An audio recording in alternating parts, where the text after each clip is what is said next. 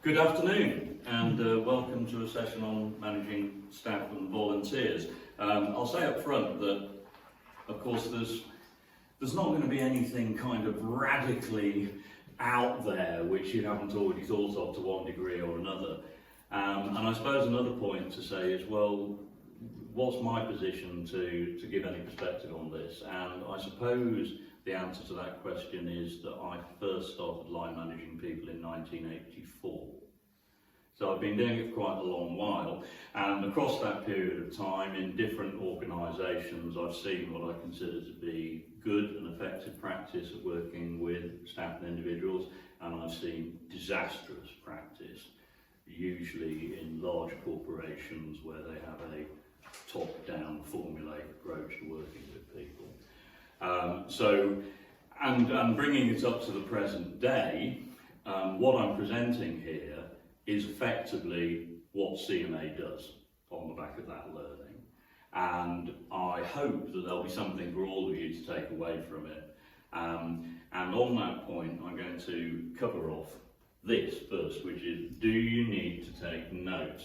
Well, arguably no, but if you really want to do, there's a take-out handout which covers everything that I will say today, and actually got a little bit more detail than I'll have time to say today.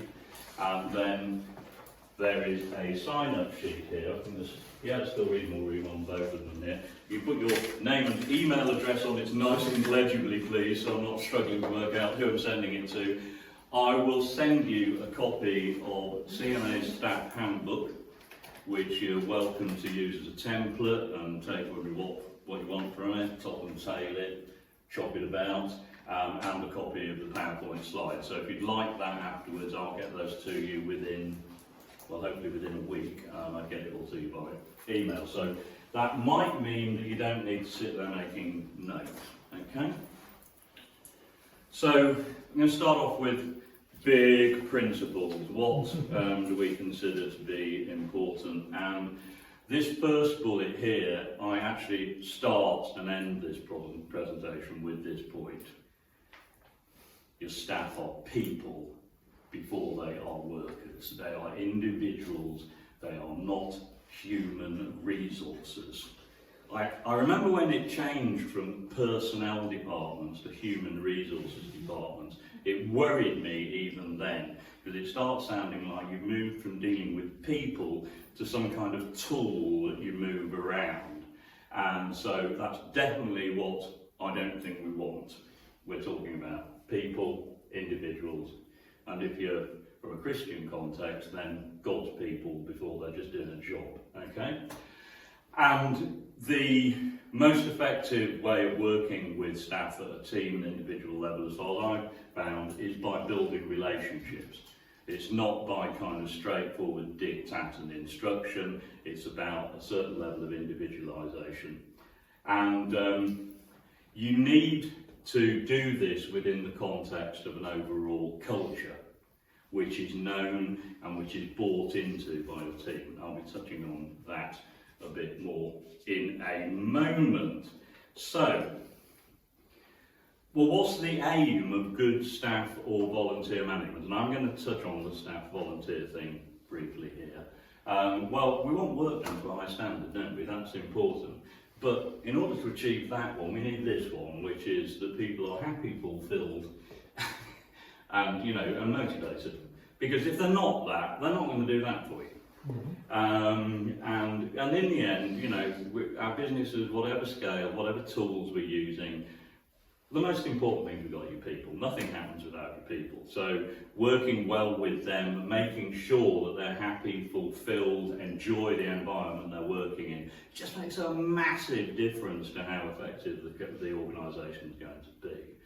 In fact, the only effective organisation is a happy and efficient one.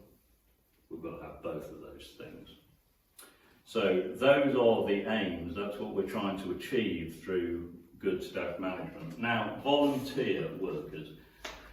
I'm not going into a lot of detail about managing volunteers here. This is a very simple summary, it's actually taken from a government website, of the main regulatory difference, which is a member of staff has a contract, a paid member of staff has a contract. It's not a requirement that a volunteer has a contract, but it is very helpful for the volunteer to have an agreement. Now, at what level of detail or formality you want that agreement to be, nonetheless, I think it's good to have it, because in the same way that the contract is outlining this is what we want you to do, these are our expectations of you, you can use an agreement with a volunteer in a slightly less formal manner to again give that context. This is what you're volunteering into. I could almost make a tiny segue here. I think everybody who is involved in vet advice, and you guys at Frontline even more so than me, know that volunteering to be a debt advisor is not an easy thing. And there's no point in taking on somebody who said, oh, I wouldn't mind giving it a go, you know, who then 2 weeks later discovers that you've got to do part 1 and part 2 and pass your test, and then you've got to do part 3, and a bit later you've got to do 4, 5 and 6, and you've got to learn how to use Catalyst, and you've got to get all your case notes Conf compliant and everything. People need to know what it is they're letting themselves in for in terms of the work that they're going to do. Now, I'm very conscious of the fact that because there's an increasingly high bar to volunteering in debt advice, that might mean that actually in a market where there are less and less volunteers, this might actually even make your pool smaller. But in the end, there's no point in having either a staff member or a volunteer who doesn't know what they're going to have to do. So you've got to be clear about that. And by being, as I'll sort of go on to say, by being clear about that and soon being clear about the culture they're working in, you create a much higher probability of the people feeling part of the organisation and able to stay and commit to it. So onward from that. So in a way, from now on, I'm not going to mention volunteers separately, because yes, it's around an agreement, it's not around a contract. You can look at more detail here as to how formal you want to make a volunteer agreement. But in terms of managing them as people and as effective team, the principles remain the same, because they're all doing the same kind of job. We could have somebody who's paid and somebody who's volunteer who's effectively doing the same advice work. So from now on, I'm just going to talk about staff. And by that, implying that I mean staff and volunteers. You can just close that blind because it's absolutely killing my eyes on glare. Why is that not doing anything? That's really irritating. Thank you so much. Right, okay. Now, was anybody here at the one I did on induction last year? Yeah, okay. Now, I asked a question and I asked it again yesterday. So, okay, so you were looking at your staff, either existing or prospective. Do you think it's more important that they fit your company's, your organisation's culture, or that they have the right skills? So I could just actually think at a moment and say, who thinks that it's more important that skills are right? And who thinks that the cultural fit is most important? This is fascinating. I have to tell you why it's fascinating, because last year everybody voted for skills. It'd be sort of both, wouldn't it? No, yeah, I understand what you're saying. You've got to have both. But this is the point. You're never going to take on somebody who hasn't got at least roughly the right skills. You're just not going to consider them being part of the team. And if they've got specific training gaps, you can train them. If they don't fit your culture, there's nothing you can do about it. Or it's very unlikely you can do anything about it. So actually getting them to understand what culture they're going to be working in and giving them some understanding of what that culture is and what the expectations are, again means that they're more likely to feel comfortable in the workplace. And I'll tell you more about what CMA does in this regard, and it's all built around creating context. I'm already talking about it, the context of the culture, the context of what it is you've got to do. So I'm going to start off with cultural fit. And I'm going to put up this value statement. Now, this is what CMA calls its workbook. And it is a definition of what we do, how we work, what our intentions are. Now, I'm not suggesting you adopt this one because yours might be different. And if you're not from a church, for example, then, you know, there's a strong faith element in this which wouldn't be appropriate for your organisation, I'm sure. But basically what I'm saying is that there's a great value in having something like this. Now, what CMA did, we actually went through a book by a management guru called Lencioni. It's a book called The Advantage. I reference it in the notes that you'll take away. You may not feel you've got time to go through it all, frankly, but we did initially as a management team with CMA, and we looked at all parts of this, and we used it to help us define and clarify what our culture was. It wasn't that we didn't know entirely what it was, we just wanted to somehow be able to condense it and create a statement and a workbook which we can then refer to. It becomes actually a live working document. So for us, you know, and this, it boils down into what you're saying here. So we've got our primary statement, CMA is God's charity, we're its servants and stewards. Bottom line, why do we exist? Well, actually it's in our strap line. How do we behave? Servants, integrity, compassion, humility, professionalism. What do we do? You know what we do. We provide a set of ongoing services for you guys and some work from the hub. And how will we succeed? You can obviously read it, and it's in the notes. We now use this as the framework for everything we do. So if we have a management meeting where we're making a decision about something we do and it doesn't fit this, we don't do it. Yeah? If we kind of were to get sidetracked by an interesting project which actually didn't do anything to help improve the ongoing services to that, but then why the heck are we doing it? You know, so that becomes a kind of a way of defining what we are and aren't going to do. I believe it's C.S. Lewis who said, you could argue that good governance consists of understanding what you should never do and committing to never doing it. Which I think we could all agree is something that governments worldwide are absolutely appalling at, because as soon as we see something we do, we just do it, because we can. But in fact, this gives us a backstop, so it helps define what we're doing. Then how are we going to work? Well, we want to work with integrity, compassion, humility and professionalism. And again, there's a backstop here, because when our staff group know this, if this isn't what they're experiencing, I want to know. And the senior team want to know, because that's how we should be working, and there's something wrong if we're not. So anyway, so creating something like this, you may do it informally, you may feel you have got the time to, in the background, use a tool like The Advantage to help create it, but this gives you a framework. Now, in order to put this in place, when we did it, it was just after lockdown, and we got 29 members of staff. So the senior team went through this and we created it, and we all agreed that we agreed with it and we could buy into it. We wanted this to be the definition of our culture. We then got the whole staff group together in a hotel. We told them what it was. We gave them opportunities to discuss it in areas, and then a completely confidential vote as to whether they could buy into it. You know, we didn't know who it was voting. Everybody said yes. And we all went, breathe a sigh of relief. We didn't actually have to change it at all, because everybody said, no, we love this is right. But it was important that everybody who was already there could feel comfortable in this environment, and they weren't going, no, like that. You know, malcontent, problems with how you feel about the organisation.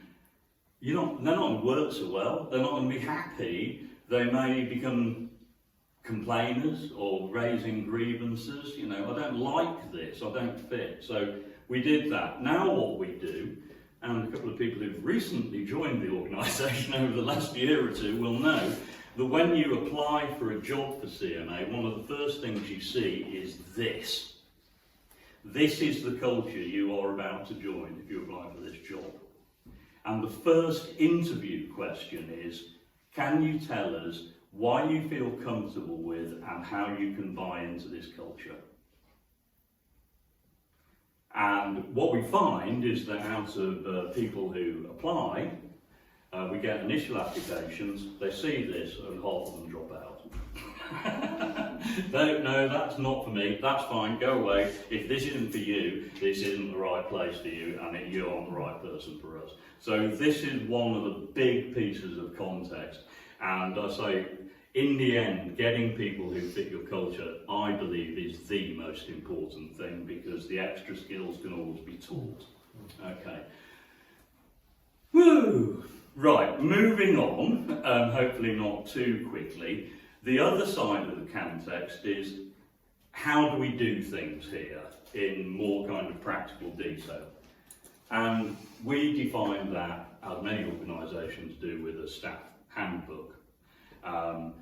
It's also added to for new members of staff with an induction pack, which has got some extra information in it and health and safety details and stuff. But the heart of it is all in this document. So it means that every member of staff can go, okay, if a certain circumstance happens in this organisation, what happens? How does the process work? I mean, the sort of sad thing about staff handbooks is that after you've got over the cultural overview, because we put this at the top of that as well, we go, you need to know this before anything else, this is the culture you're working in. And for us, we've got a few references to our perspective on faith and our work as well. So you've got the quite positive things. This is how induction works, this is how line management works, this is, your holiday allowance, how you book your holiday, if you're off sick, how you manage that, all of that kind of stuff.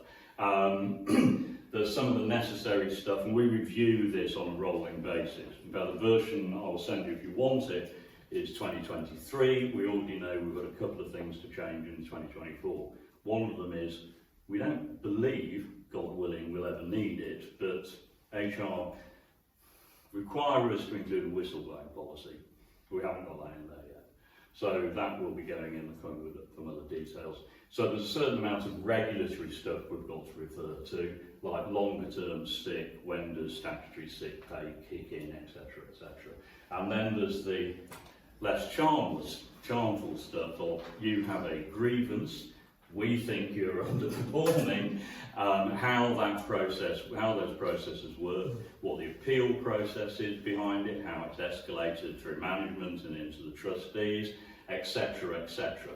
So it's quite a big document, and I'm conscious that particularly if you're working in a smaller organisation with a few volunteers, creating one of these is a big bit of work. So that's why I'm saying, have a look at ours, because most of it is common practice, and you can change it and shape it and say, I don't think I need that, that it's too much or whatever. But if that's a useful tool for you, and you think that creating this kind of this part of the context for your staff is valuable, then we're very happy at CMA to let you kind of make use of the work that we've done. Okay?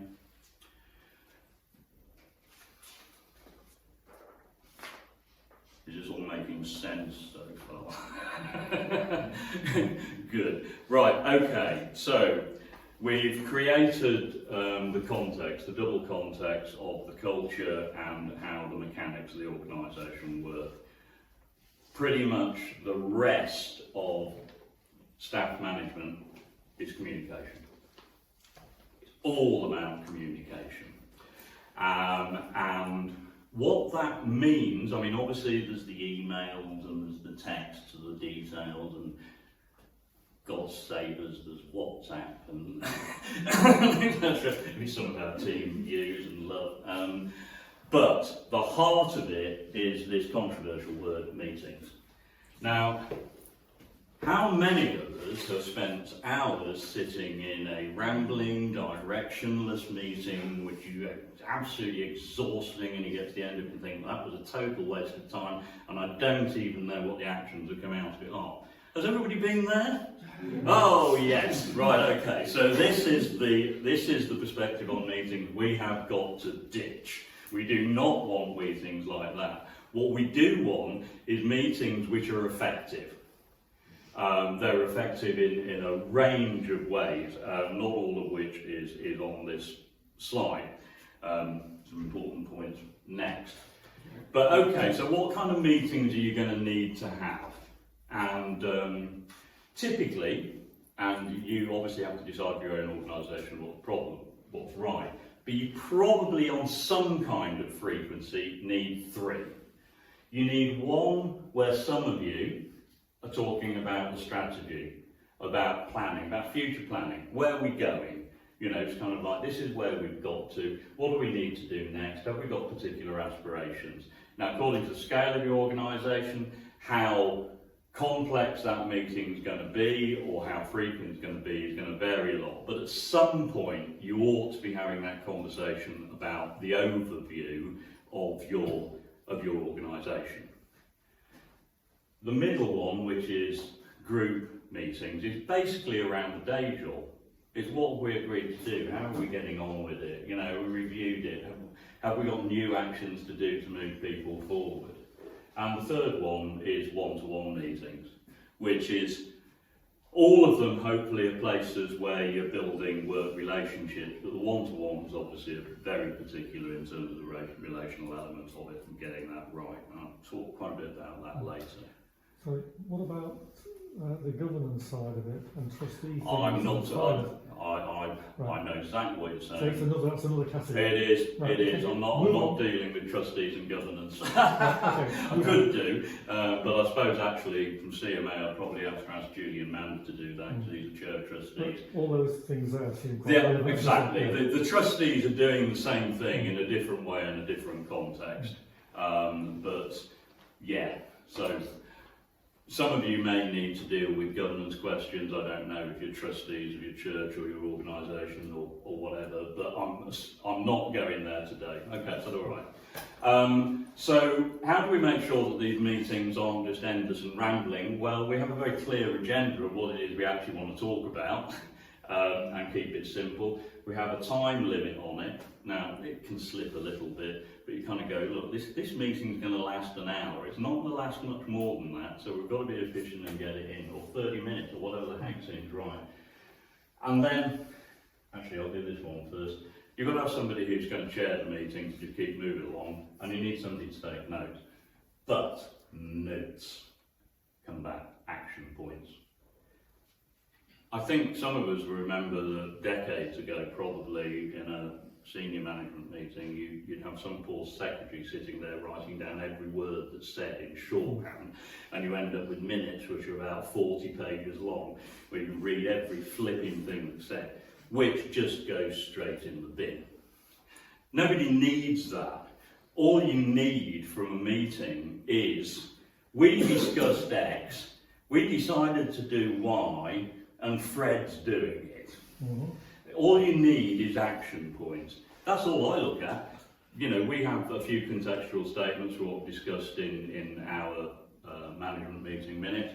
I get them, we check them, they're distributed. I go into them and go, Jeff, right, that one, that's what I've got to do. That's what I've got to do it by. Keep it really, really simple so that the administration of it is light, easy, and you're just focusing on the points you need to know which are going to lead to you doing something. Interesting point there. There's no point in making a management decision which doesn't actually drive any change or doesn't actually underpin any action. You know, you can have conversations where you go, oh, that's really interesting, fascinating perspective on it. So exactly what are we going to do about it? Well, nothing. All right, well, let's move on from that one then. It might have been fascinating, but it's nothing to do with managing the business. Richard? In addition to the X, Y and Fred, do you think that it should also have, we considered ABC and then why you're not just quickly why you're not doing ABC, so people are aware. Well, you could do. I mean, obviously, this is what we do, and you know, I'm not saying that this is how you've got to do it. We tend not to do that because the minutes or the action point minutes are going to people who were in the meeting. They know we had that conversation. They know we discussed this and put it on one side. We don't really need to write it down. We're all very busy. We just need a reminder of what it is we've agreed to do. So trustees might need to do that because other people might want to look at why they came to those decisions, and that's a different issue. It is a different issue, yeah. So on this kind of level, we keep it very, very simple. And then frequency. Now, I haven't actually put frequency on the slide. I mention it in my notes here, and it is a bit how long is a piece of string. Just as a very crude guide, I chucked in here, typically if you're having a strategy or planning meeting, a minimum of once a year, a maximum of one every 3 months.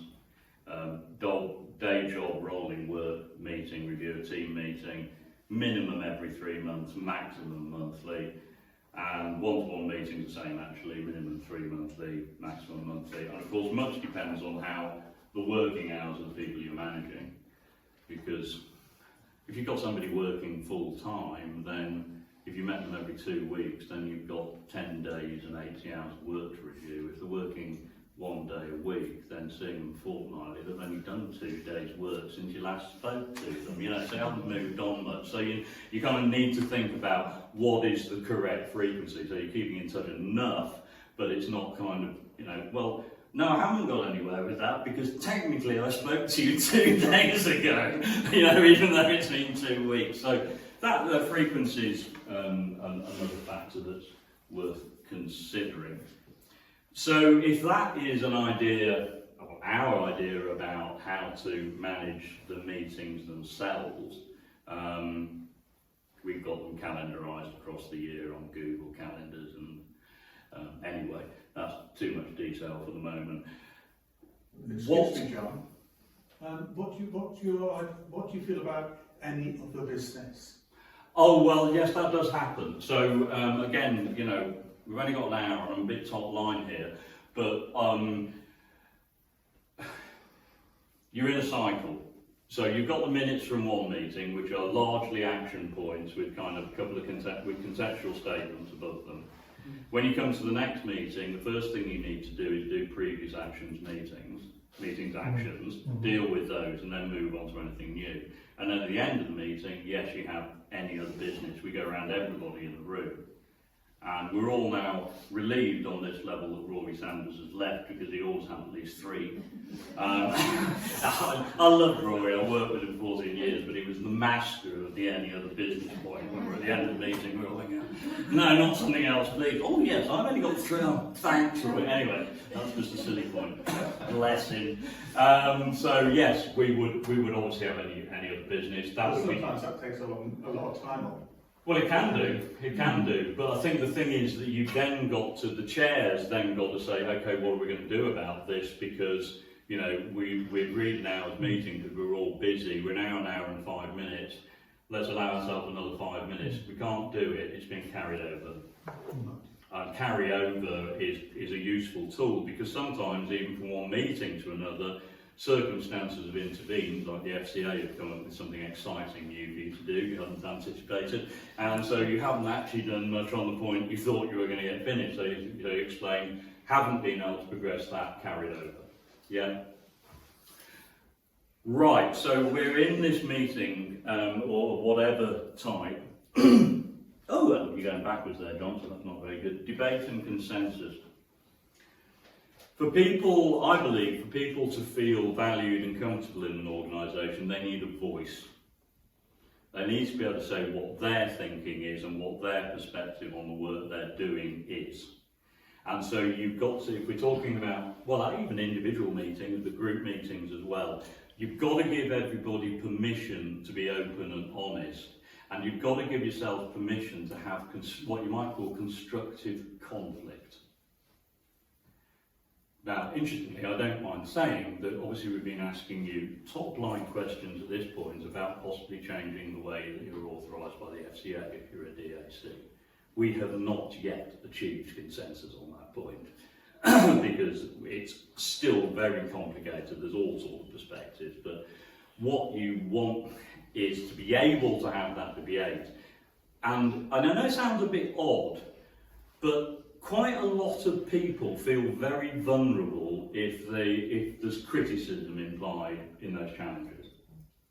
It can be quite hard, you know, because sometimes if you're disagreeing with something, you're basically saying, I disagree with you, I think you're wrong, and I think we need to look at it from another perspective. Now, some people, they find that fine. You know, they can just deal with it. You know, it's kind of like, yeah, okay, point taken, you know, I'll make my counterpoint, blah, blah, blah. Some people feel very threatened by it and feel very uncomfortable. So, and also another side of the whole kind of giving somebody a voice thing is, we've all known meetings, and I'm sure I'm guilty of the first example of the person who is very prepared to say what they think. And there's other people in the room who've got equally valid things to say, but they're actually shyer, or they don't feel happy kind of articulating it in that meeting so well. So you've got... I was going to say delivery is key.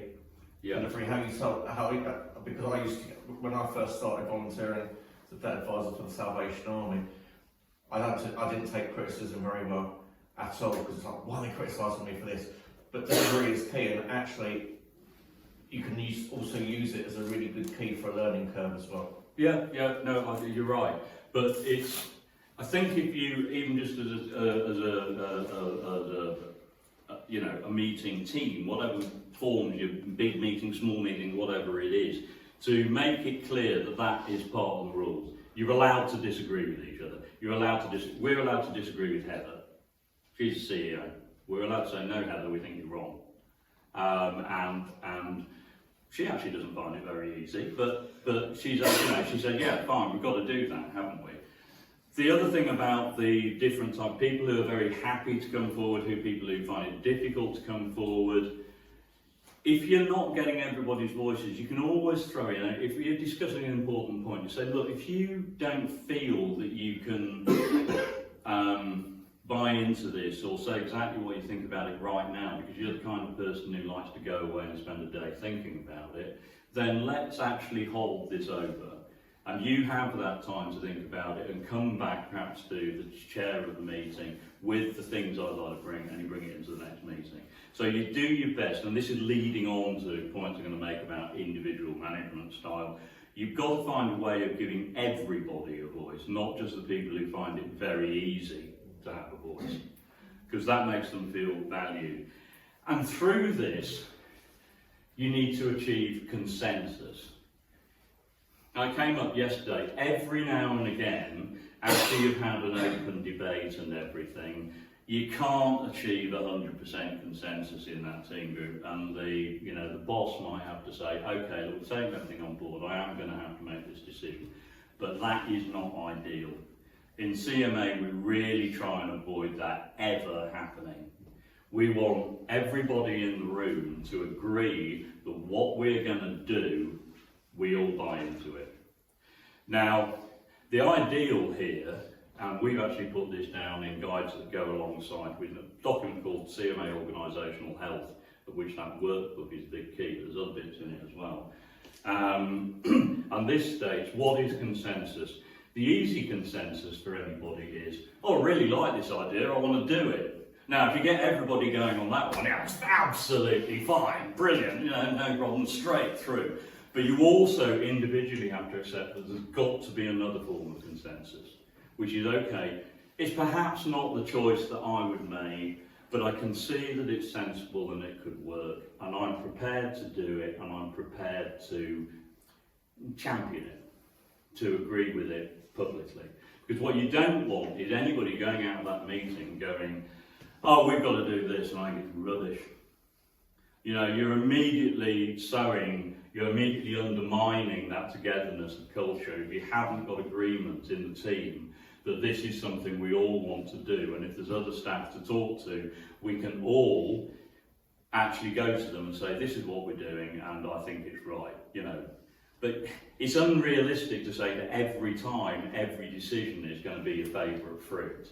So you've got to find something where you go, okay, not absolutely my favourite, but I can accept it, I can see the arguments, I can see it right, I will go with it. Yeah? And those are the usual method.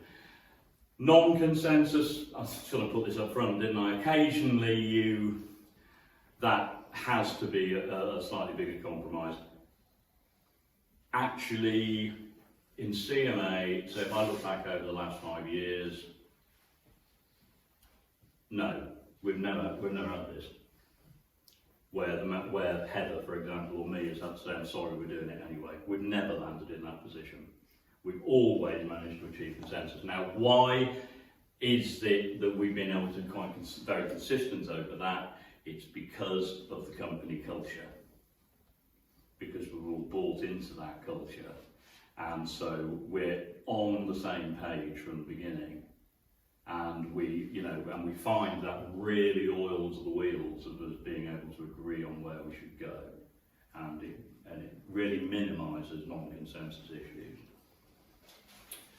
Right. Just going back to voice, would you call out somebody who is particularly shy? And I'm thinking about when I have a team meeting, I've got one individual in particular who won't say boo for the entire hour.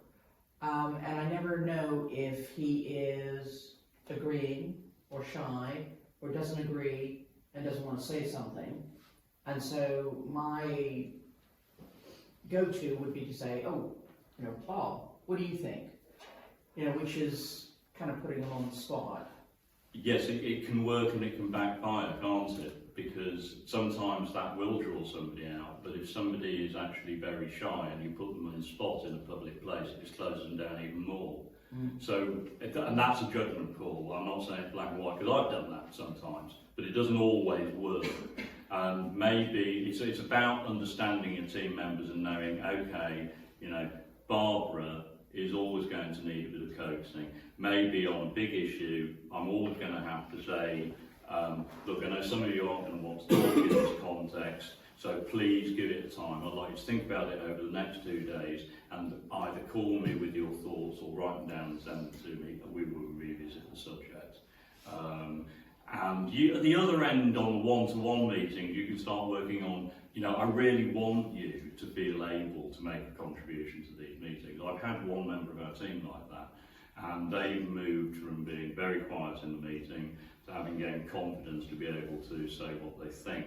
So that comes out of building the one-to-one relationship. Can I just add to that? So one thing I do is sometimes I put people in pairs to talk in pairs and then report back. So it does give everybody Makes it easier for them to say, in a smaller group and then report it back. Yeah, managing staff is a complicated subject in a way. The principles are relatively simple. It's about relationship, it's about structure, it's about ways of meeting, and it's about communication. But obviously there's a lot of detail, and we're not going to be able to cover it all in a short time. So, one other kind of meeting we haven't mentioned yet is this, appraisals. Now, whatever frequency you do them on, I think it is important to have them. To have a moment with a member of staff where you go, where are you, how's the last year been, what are you thinking about the next year, to identify any aims. On aims, I also to people, we're not going to put the day job in. If you're a debt advisor, there's no point in having an aim for 2024 that I will see clients. Your job, is there any, it may be that they say, oh, I'd really like to do this bit of administrative work, I know we can improve it, I'd like to take that on. You'd put that in, and never more than 2 or 3 in any given year. But that's a bit backward, isn't it? So I always do it manually. If it's a member of staff, employed member of staff, which all of ours are now, then we use an appraisal format. If you wanted to see that, you can ask me for it, just send me an email. But you might have the more informal of that, and with a volunteer you may say, okay, we're just going to sit down and have a conversation, and we're going to note anything of importance, and we'll just put those simple notes on file, and that's it. You know, so you can, it's just making sure that you do stop and have that conversation once a year where we're at. No surprises.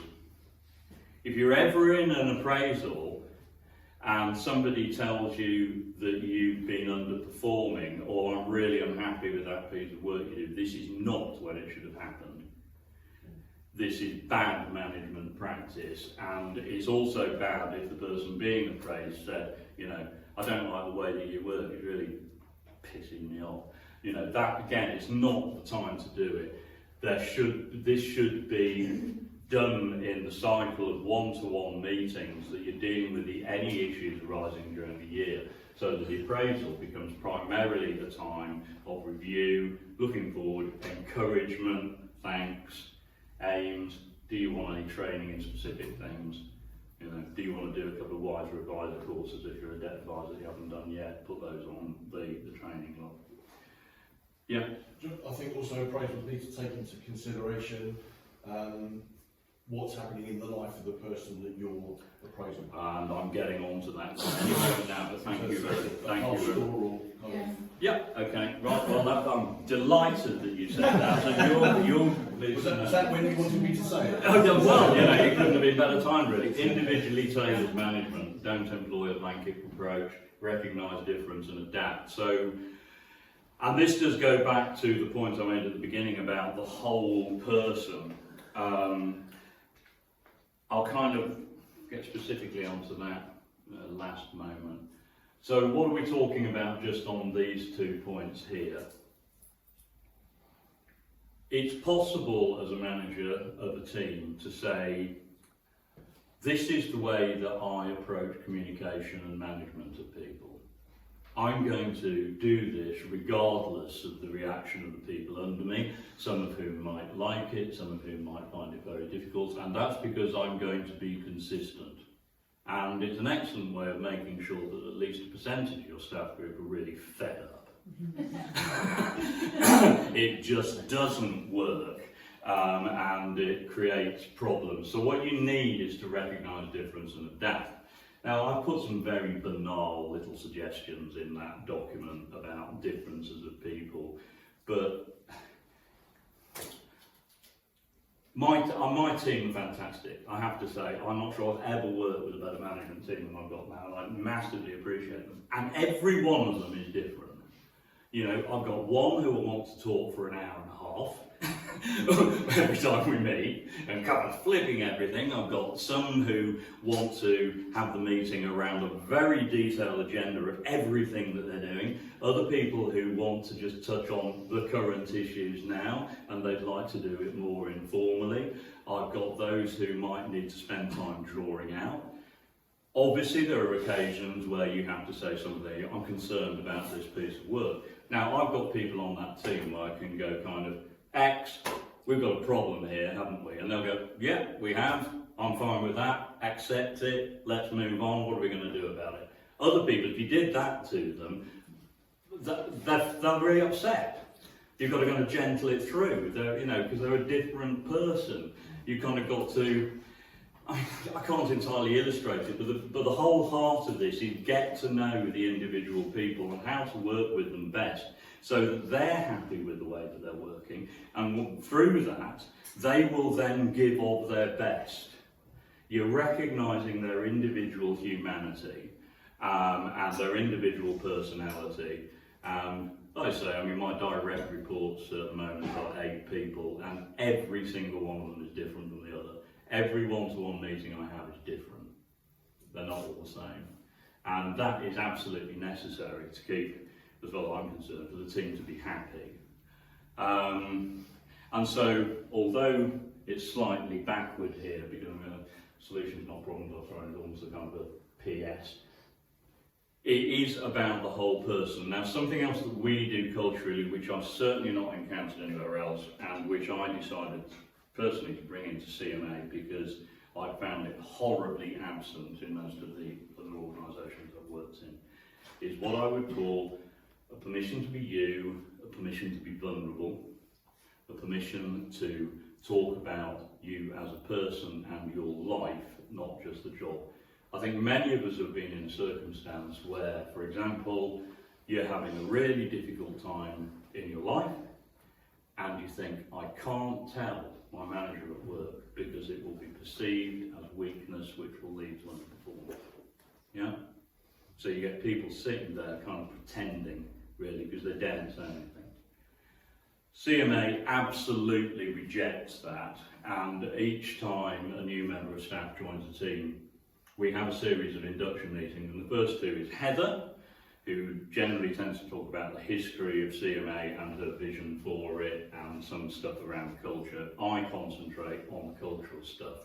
And we make it explicit that you are allowed to ring me up and say, John, I'm having a horrible day, I'm really fed up. Or, John, I'm completely stressed out, I've got far too much work and I don't know what to do about it. These conversations are all allowed without prejudice. And I say it to, you know, if my direct reports to the management team, obviously they've got teams, I say it to new people who aren't in the management team. I said, CMA necessarily has a structure with directors and managers and teams, but we don't want to be hierarchical. That I am not in an ivory tower. Is that if you're doing, you know, an assistant job in the department and you're not happy and you feel more comfortable talking to me than your boss or whatever, or you know, your line manager isn't there, ring me up. Pick up the phone and say, John, you know, Gordon, Benny, can I just let off some steam for 15 minutes, please? Or some members of the team, like, you know, feel that they would like to share a certain level of detail about problems in their private lives. This is entirely at their volition. I would never ask them to tell me. Others would rather keep it vaguer. But all of these things are allowed, so there's a recognition that we're not dealing with a human resource, we're dealing with a human being who has a life. Something we do on the structural side, and so this is mildly out of order, out of running order, and again this is right up front when people come in, is flexibility of working. People have complicated lives. You know, a mother with young children, I've got to pick up the kids from school, you know. Actually, this is a part-time job, I've got another part-time job, and that one's stuck on that day there. So right at the front, we say, what we want you to do is work your hours and do the work well. Exactly when you work those hours, actually we don't really care that much. And across the organisation, we've got people who say, okay, I'm doing 16 hours a week, we've got a number of people doing 2 days a week, and they'll say, well actually I want to work consistently on Tuesdays and Wednesdays. Somebody else will say, I want to do a half day here, a half day here, and a full day there. Some others will say, it's going to be different every week. We allow all of it. As long as it's actually put into our calendar so we can see where we're there, we explicitly recognise the life of the person and how they need to fit this work in it. Because again, you know, if they're going, oh flipping heck, I've got to work for CMA today, I've got to just kind of crush it in because I've got another commitment and they won't let me flex. No, don't want that. We want them to flex because then they feel that the work they're doing for us is part of their overall life, not something that sometimes just massively imposes on it. So this whole person thing, you know, if you're taking anything away from it, that is the killer for me, and it's the thing which I think creates, along with the structural elements I've said, a happy culture of staff. And I mean, it almost sounds kind of like self-congratulatory, and I don't mean in this way because it's collective effort. CMA staff group is very, very happy and content. It really is. We've got virtually no staff turnover. The level of commitment, enthusiasm and passion is just out of the window, frankly, relative to anything I've ever experienced. And a lot of preserving that is about getting this right. And we've had people who have left. We don't know many people leave, but somebody left recently and they did an exit interview form.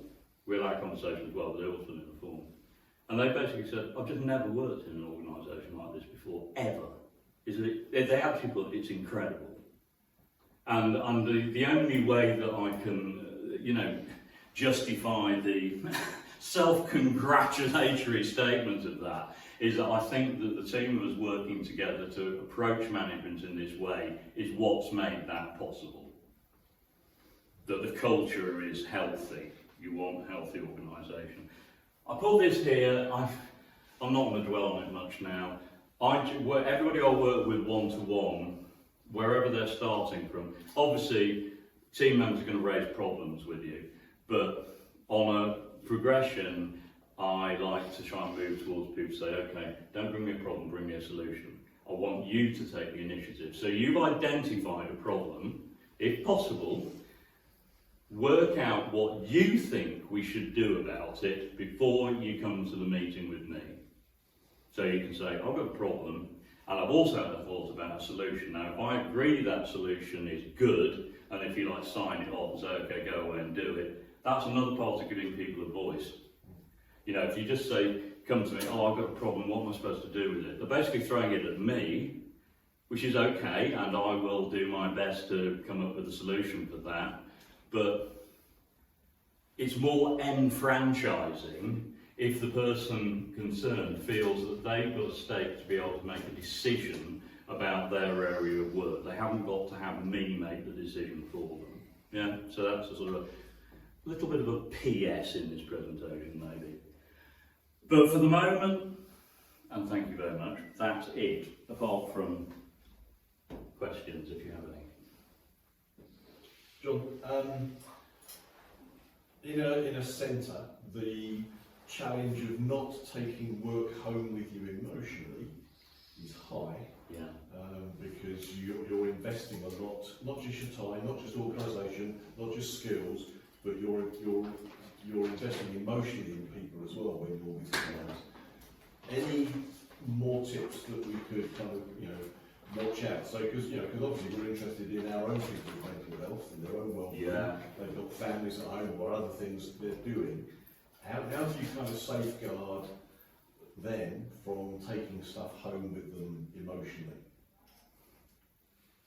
Well, CMA, it's only in my position, I'm not on the front lines, but I mean, I have been in that situation and I know what you mean. Gosh, has anybody got a management way of stopping you taking it home with you? I don't think you have. I mean, you can go through, never work alone. Yeah. Always have a buddy you can talk it out with. Always have your door open to discuss it. At the more extreme end, what counselling services you've got if somebody gets to the point of needing that. How compassionate can you be giving them space? You are burnt out. I'm actually telling you not to do anything for a week. Get over it. That's another part about working with people, is being compassionate about their circumstances and saying, it's really difficult. Well, do you need to take a day out to deal with this? And I'm not going to take your pay away from you. I'm going to do it because you need it as a human being. It's something around that, isn't it? But I've not encountered, other than in the formal end where you go, this is so high pressure that you have got established counselling services to deal with it. But I think the kind of buddying thing, the permission to be open about it in the team, through to more formal counselling support, the answers are somewhere around that. There's also resources about compassion fatigue. Yeah. So those are quite helpful. Yeah.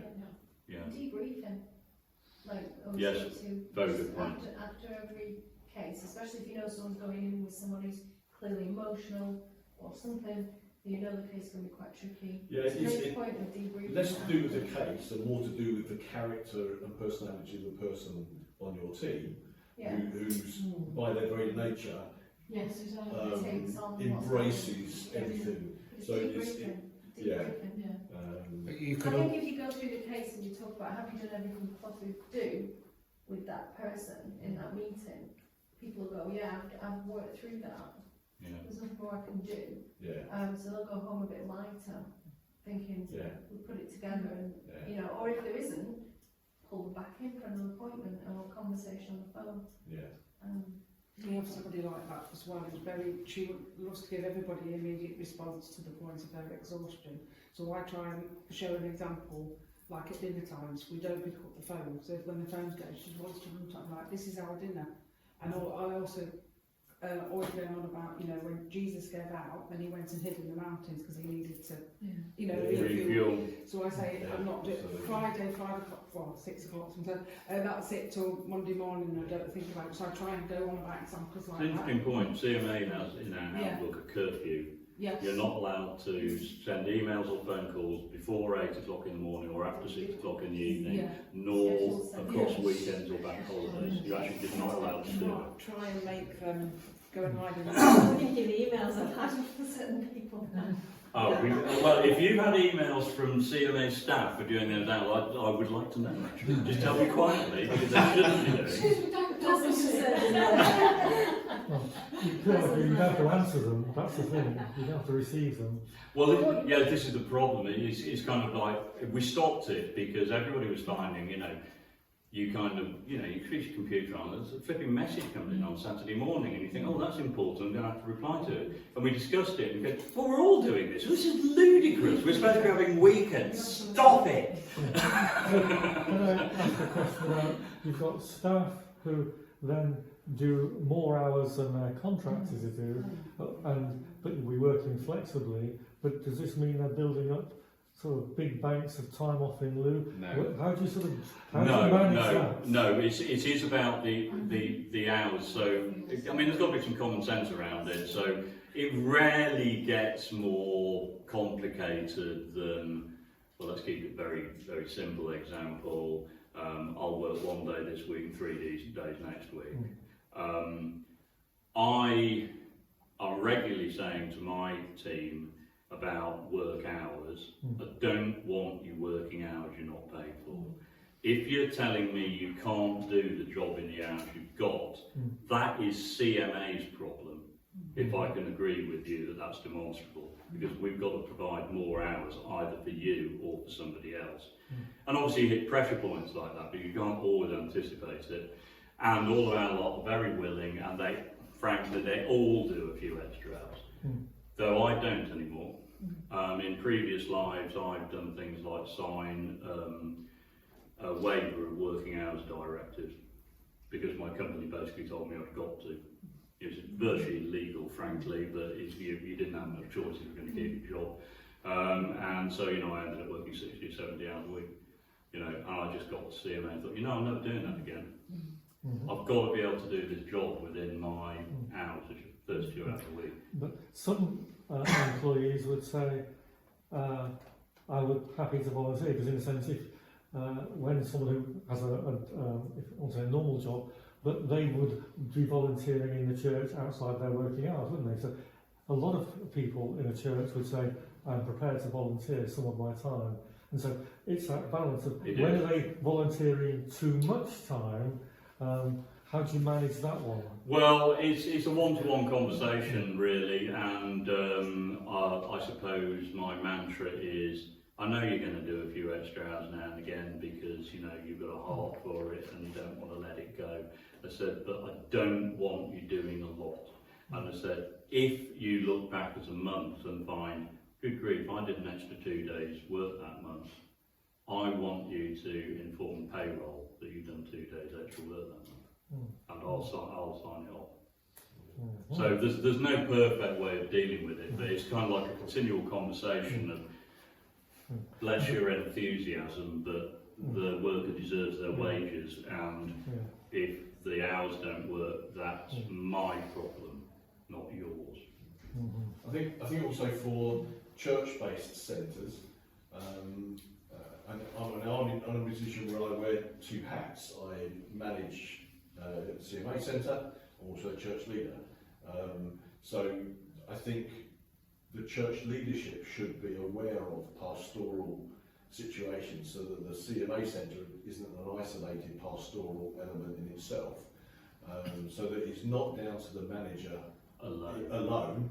The manager needs to know that actually there is another wider spirit of oversight and pastoral. It's lovely to hear that, because although the majority of our church-based centres do feel they've got the support of their elders, there are some where they don't. Yeah. Where they say, you know, I feel I'm just on my own and they don't know what they're doing and they don't seem very interested.